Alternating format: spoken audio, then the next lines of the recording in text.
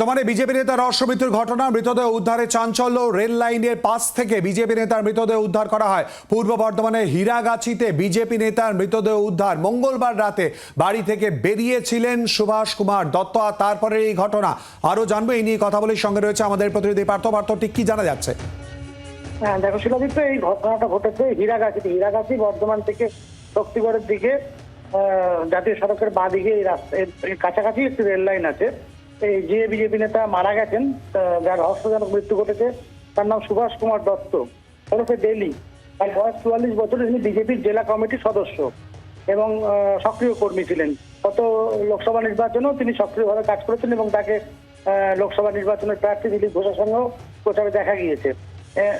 যেটা অভিযোগ, গতকাল এই বৈকুণ্ঠপুর 1 নম্বর পঞ্চায়েতে হীরাগাছি ঘোষপাড়ায় তার বাড়ি থেকে রাত 12টা নাগাদ একটি ব্যক্তিগত কাজ আছে বলে তিনি বেরিয়ে যান এবং রাত 1টার পর তার পরিবার জানতে পারে হীরাগাছির 47C যে রেলগেট, সেই রেলগেটের কাছে তার মৃতদেহ পড়ে আছে।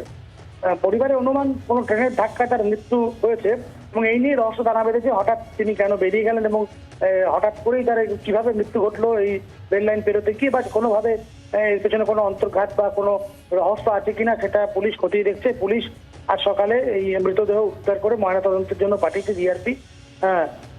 ধন্যবাদ পার্থ। কথা বললাম আমাদের প্রতিনিধি পার্থ চৌধুরীর সঙ্গে। বাংলার আওয়াজ, বাঙালির আবেগ, জি 24 ঘন্টা।